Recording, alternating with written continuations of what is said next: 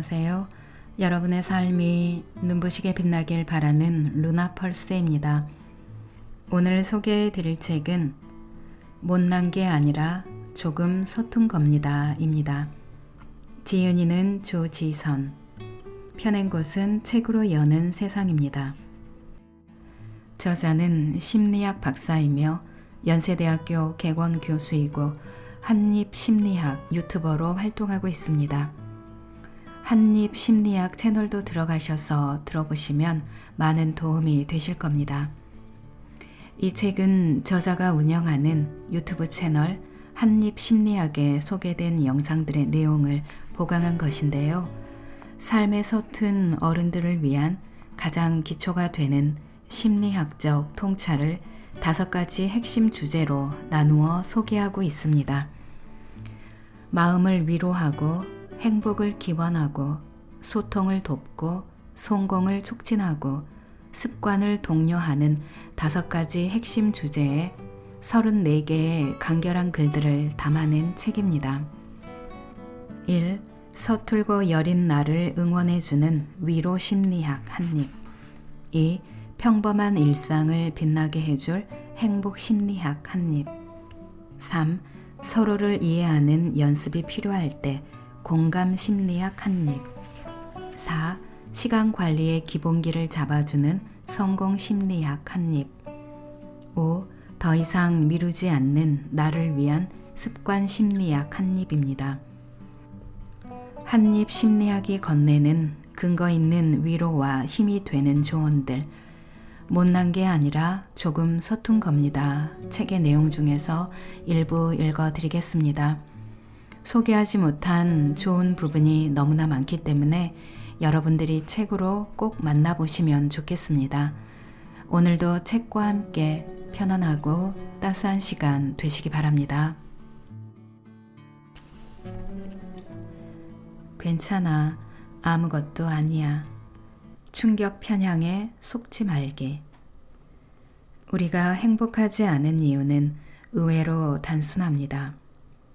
행복 예측에서 매번 헛발질을 하기 때문입니다. 어떤 선택을 해야 행복해질까? 유감스럽게도 우린 이걸 잘 모릅니다. 이처럼 미래의 어떤 사건으로 인해 얼마나 행복한 혹은 불행한 감정을 느낄지 정확하게 예측하지 못하는 현상을 정서 예측 오류라고 합니다. 스스로를 행복하게 혹은 불행하게 만드는 일이 무엇인지 잘 알고 있다고 생각하지만 그것은 착각입니다.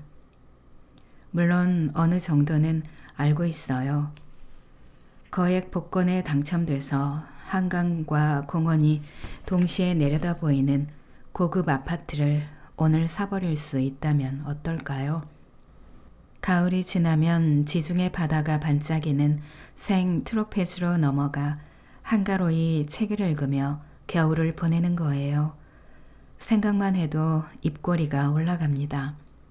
반대로 병들어 일자리를 잃고 먹고 살 일이 막막해진다고 생각하면 상상만으로도 슬퍼집니다. 큰 방향에 한해서는 행복 예측이 어느 정도 들어맞습니다. 그런데 방향만 맞출 뿐 정확도는 대부분 형편없습니다. 어떤 일이 나를 얼마나 많이 행복하게 만들어줄지, 그 일로 행복이 얼마나 지속될지에 대한 예측은 매번 틀려요. 이 예측 오류를 일으키는 주범이 있는데 바로 충격 편향입니다. 충격 편향. 미래 사건이 나에게 미칠 영향의 강도와 지속 기간을 뻥튀기 하는 경향성. 우리의 마음속엔 충격 편향이라는 뻥쟁이가 살고 있어요. 시험에 떨어지면 이번 생은 망한 거야. 이 계약만 성사되면 게임 오버. 꽃길만 걷는 거지. 이처럼 미래에 내가 느낄 행복이나 불행의 정도, 기간을 과대평가하도록 꼬드겨서 정확한 행복 예측이 불가능하게 만듭니다. 그런데 시험에 떨어져도 망하지 않고 계약이 성사돼도 그 기쁨이 천년 만년 유지되지 않는다는 것이 인생입니다. 수많은 연구가 발견한 행복의 진리는 이것입니다. 기쁜 일이 생겨도 기대한 것만큼 그렇게 오래, 그렇게 많이 행복하지 않고 슬픈 일이 닥쳐도 겁낸 것만큼 그렇게 오래, 그렇게 많이 불행하지 않다. 가장 널리 인용된 고전 연구 하나를 살펴봅시다. 심리학자 필립 브링만 연구팀은 미국 일리노이주에 사는 22명의 로또 당첨자들과 29명의 하반신 마비 환자들, 로또에 당첨된 적이 없는 22명의 평범한 사람들, 이렇게 세 집단을 인터뷰했어요. 다음과 같은 질문을 했습니다. 현재 행복, 지금 얼마나 행복하세요? 미래 행복, 미래에 얼마나 행복할 거라고 생각하세요? 일상적 즐거움, 다음 활동에서 얼마나 즐거움을 느끼시나요? 친구와의 수다, 텔레비전 시청, 아침 식사, 웃긴 이야기 듣기, 칭찬받기, 잡지 읽기 등. 예상과 달리 로또 당첨자들은 평범한 사람들보다 더 행복하지 않았습니다. 미래에 더 행복할 거라는 기대를 가지고 있는 것도 아니었습니다. 오히려 그들은 평범한 사람들에 비해 일상적 활동에서 즐거움을 느끼지 못하고 있었어요. 로또 당첨이라는 짜릿한 사건이 일상을 시시하게 만들어버린 까닭입니다. 로또 당첨자들과 하반신 마비 환자의 행복이 다를 바가 없다는 식으로 이 연구의 결과를 전달하는 경우가 많은데 이는 잘못된 해석입니다. 지금 얼마나 행복하세요? 라고 물었을 때 환자들이 느끼는 현재 행복은 다른 두 집단보다 낮았습니다. 그렇다고 극도로 불행한 삶을 살아가는 그들의 모습을 상상했다면 오해입니다. 하반신 마비 환자들의 점수는 5점 만점에 2.96점으로 행복 척도의 중간값보다 높았어요. 게다가 두 가지 측면에서 이들의 점수는 나머지 두 집단 못지 않았습니다. 하나는 내일의 행복에 대한 기대였고 다른 하나는 소소한 즐거움이었습니다. 나를 가장 행복하게 만들어줄 사건을 하나만 이야기해 보라고 주문하면 많은 사람들이 로또 당첨이라고 말합니다. 그러나 돈벼락을 맞아도 영원히 행복하지 않습니다. 반대로 사고로 하반신 마비가 되어도 인생이 끝장나지 않습니다. 물론 영구적인 신체 손상을 입은 사람들, 자식을 잃은 부모들, 일생을 바친 사업에 실패한 사람들은 사건 이전의 행복 수준으로 다시는 돌아갈 수 없을지도 모릅니다. 그러나 극단적인 상황에서도 내일에 대한 기대는 멈추지 않습니다. 좋아하는 이와 눈을 맞출 때, 바삭한 토스트를 한 입 베어물 때 잔잔한 행복감을 느낄 수 있는 능력은 불행한 사건 후에도 여전히 남아 있습니다. 좋은 일이든 나쁜 일이든 그 여파가 강렬하지도 영원하지도 않다는 것을 인정할 때 조금 더 영리하고 용감한 선택을 할 수 있습니다. 대학에 합격만 하면, 어렵기로 소문난 저 시험을 통과만 하면, 모두 부러워하는 그 회사에 들어가기만 하면 더 바랄 게 없다고 생각했지만 겪어보니 과연 그러던가요? 대충 살자는 선동으로 오해하진 마세요. 행복하기 원한다면 그 기쁨이 가라앉은 후 새털같이 많은 평범한 나의 하루가 어떤 일상적 경험으로 채워질 것인지 냉정하게 시뮬레이션 해봐야 합니다. 행복은 매일 출근하는 그곳에서 작은 만족감을 얼마나 자주 경험하는가에 따라 달라집니다. 소소한 행복감과 희망을 잃어버리지 않은 하반신 마비 환자들은 특별한 사람들이 아닙니다. 인생에서 가장 고통스러웠던 순간으로 잠시만 돌아가 볼까요? 누구나 한 번쯤은 가진 모든 것을 잃은 것 같은 괴로움, 도무지 사라질 것 같지 않은 묵직한 고통의 순간을 맞닥뜨립니다. 그때 사람들이 위로한답시고 이 또한 지나가리라 어쩌고 하면 말없이 듣고 있지만 속에서 불이 납니다. 당신들이 내 아픔을 알까? 이게 없어진다고? 당해본 적 없으면 말을 말라고. 그런데 듣기 싫었던 그 말이 사실이 아니었던가요? 최악의 순간과 비교하면 현재의 내 상태는 상당히 봐줄만 합니다. 몸이 아플 때 신체적 면역 시스템이 작동하는 것처럼 마음이 아플 땐 심리적 면역 시스템이 작동합니다. 이 시스템은 무너진 마음을 다시 일으켜 세우는 회복 프로세스를 가동시킵니다. 주된 기능은 아픔 수치를 낮추는 것입니다. 하버드대 심리학자 다니엘 길버트 연구팀은 다양한 상황에서 심리적 면역 체계의 존재를 확인했습니다. 연구자들은 사람들에게 연인과 헤어졌을 때, 종신 재직 심사에 탈락하고 교수직에서 쫓겨났을 때, 구직 면접에 떨어졌을 때 등 여러 실패 상황에서 얼마나 불행할 것인지를 예측해 보라고 했습니다. 그 결과 괴로움의 종류는 달랐지만 일관되게 관찰된 현상은 고통의 지속 기간을 실제보다 과대평가하는 것이었습니다. 이는 상처를 회복하는 자신의 능력을 과소평가하는 면역 무시 경향성 때문입니다.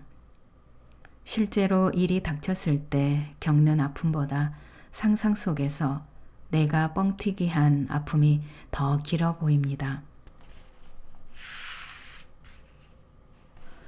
오해를 푸는 마법의 주문. 무슨 일이 있었겠지.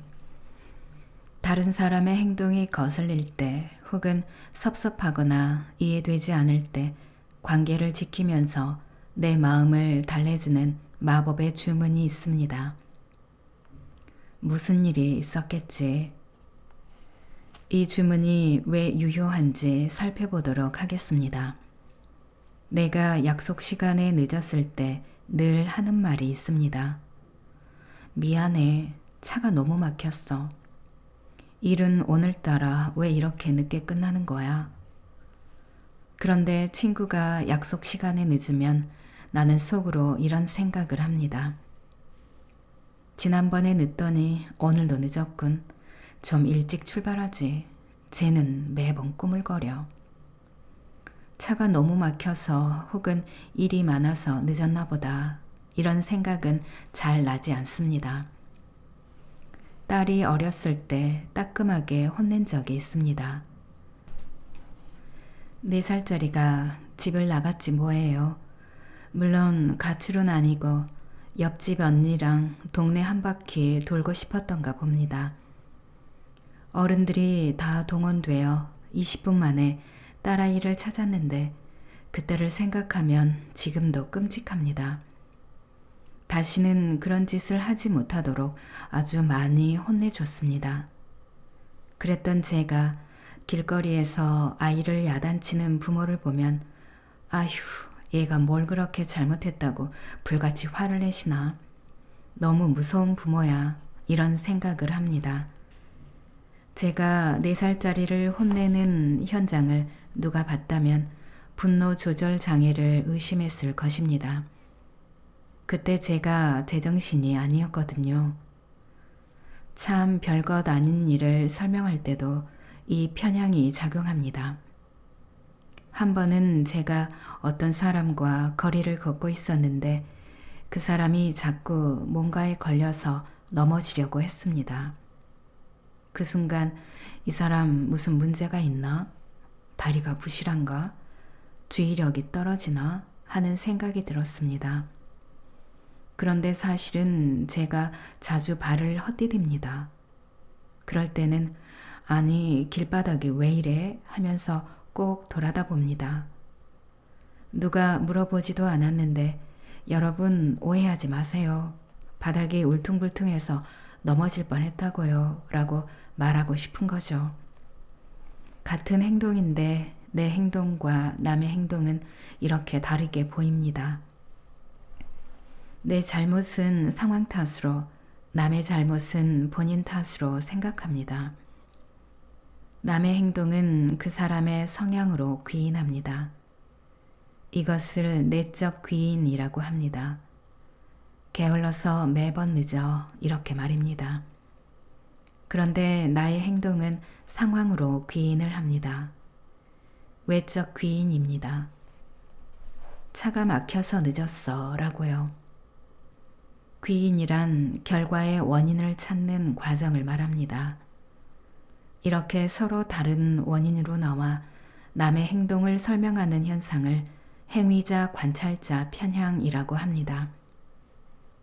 제가 강의를 위해 어느 학교를 방문했을 때 빔 프로젝터가 망가져 있었습니다. 당연히 강의 분위기가 어수선해지고 말았습니다. 저는 빔 프로젝터 때문에 망했다고 생각했습니다. 산만한 강의를 상황 탓으로 외적 귀인을 한 것이지요. 그런데 제 강의를 들은 학생들은 빔 프로젝터가 망가졌다는 사실은 고려해 주지 않습니다. 그들에게는 제가 성의 없이 강의를 준비한 사람일 뿐입니다. 마음이 나빠서가 아니라 다른 사람의 행동을 그의 성향으로 내적 귀인하는 경향성 때문입니다. 왜 이럴까요? 각자의 눈에 보이는 것이 달라서 그렇습니다. 제 눈에 보이는 것은 망가진 빔 프로젝터지만 청중의 눈에 보이는 것은 강의하는 사람이기 때문입니다. 행위자의 눈에는 상황이 보이고 관찰자의 눈에는 행위자가 두드러지게 보입니다. 같은 상황에서 각자의 경험이 이렇게 다릅니다. 무슨 일이 있었겠지. 이 주문은 행위자의 상황을 떠올리도록 도와줍니다. 행위자의 성향에 매몰되어 있는 우리의 좁은 시각을 순식간에 넓혀줍니다. 그를 둘러싼 삶의 조건들, 그가 당면한 현실의 문제들, 그 내막을 소상히 알 순 없어도 짐작할 수는 있습니다. 누구나 고민거리를 한 다발씩 머리에 이고 사니까요. 다른 사람에게 섭섭함을 느낄 때, 그의 행동을 이해할 수 없을 때 이렇게 나지막하게 말해보세요. 무슨 일이 있었겠지.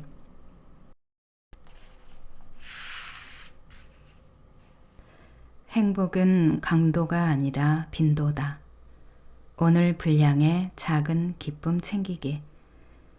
어떻게 하면 행복해질 수 있을까요? 참 어려운 주제입니다. 이게 가능한 일이긴 할까? 회의가 밀려올 때도 많습니다. 행복이 너무 멀리 있는 것처럼 느껴질 땐 내일의 목표를 잊고 오늘의 기분에 집중할 필요가 있습니다. 아주 단순하게 이야기하자면 행복은 기분 문제이기 때문입니다. 행복, 이 애매모호하고 추상적인 상태를 어떻게 측정할 수 있을까요?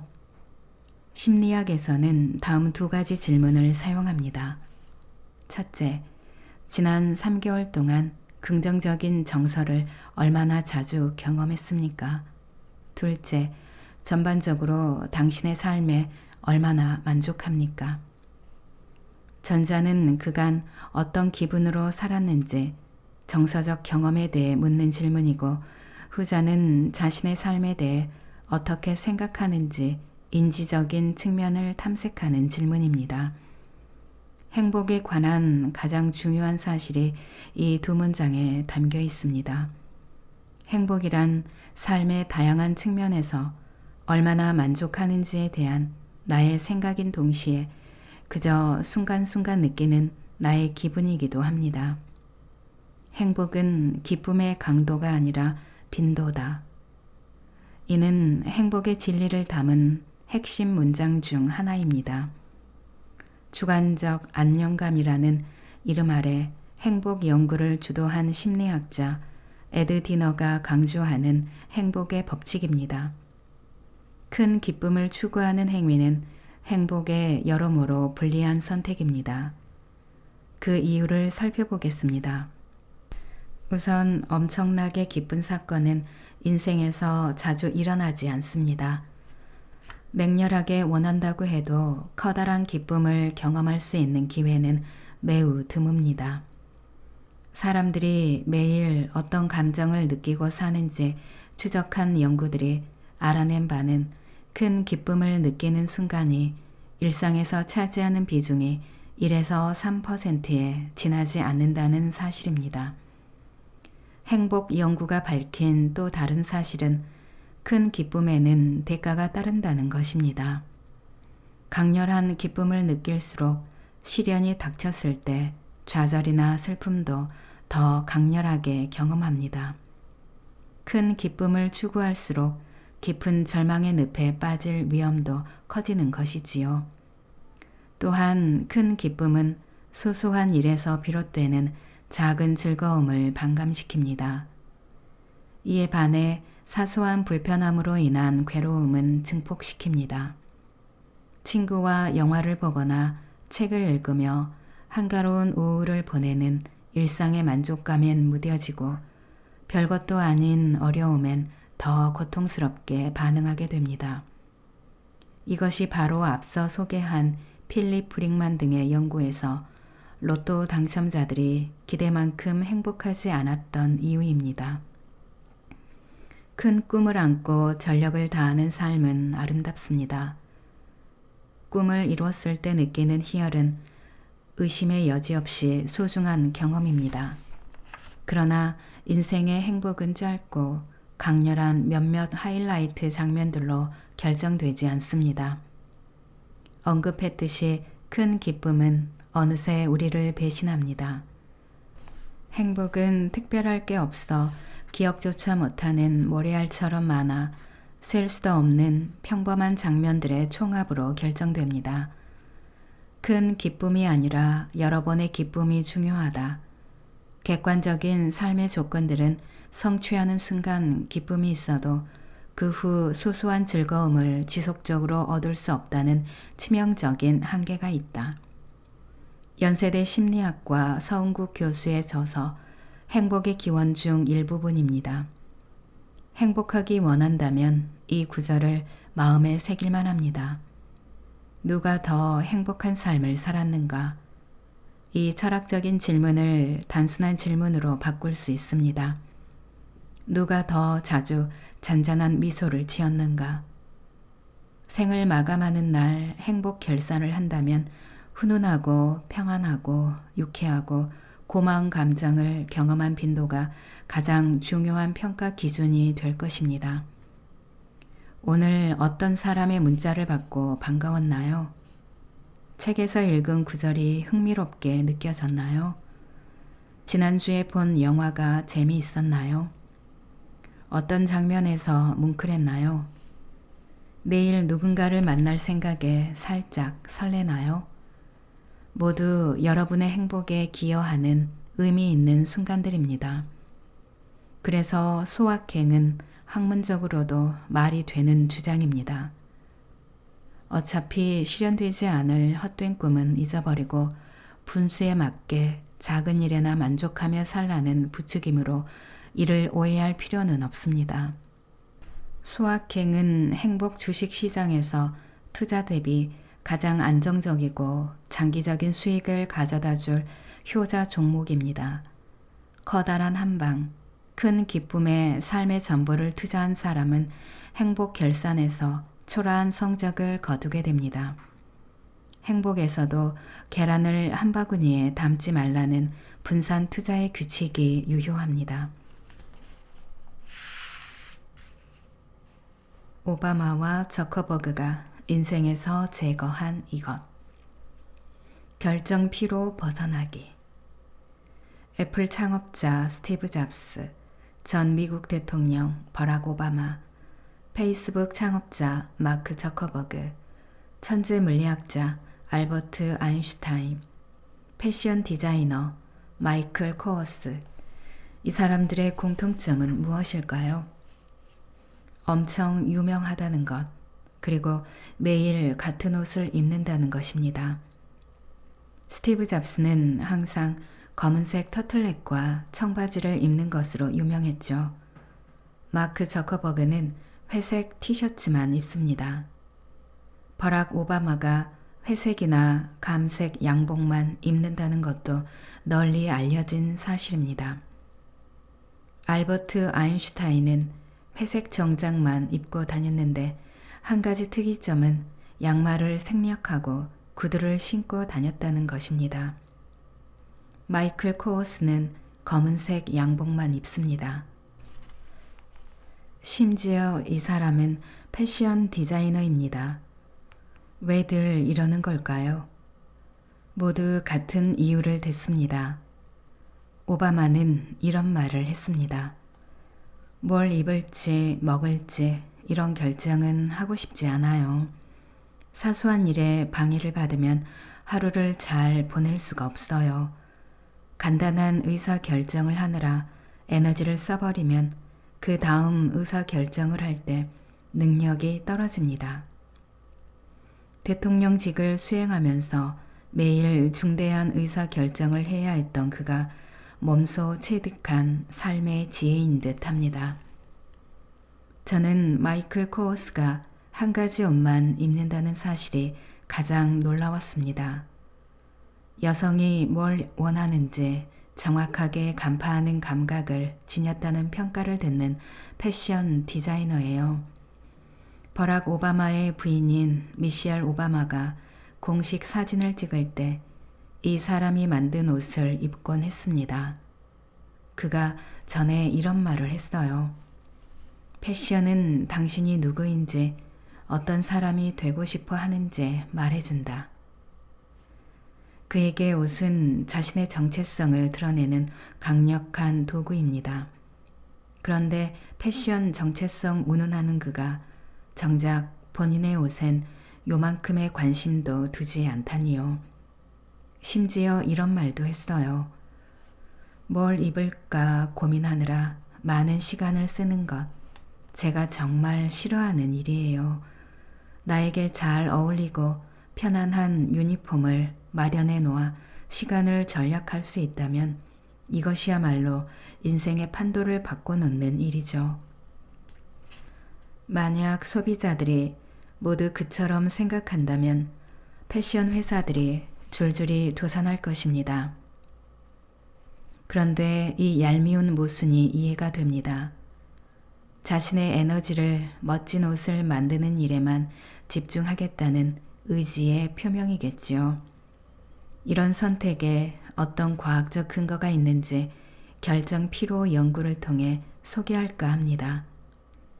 이 연구는 사회심리학의 대가 로이 바우마이스터와 컬럼니스트 존 티어니가 함께 쓴 의지력의 재발견이란 책에 잘 나와 있습니다.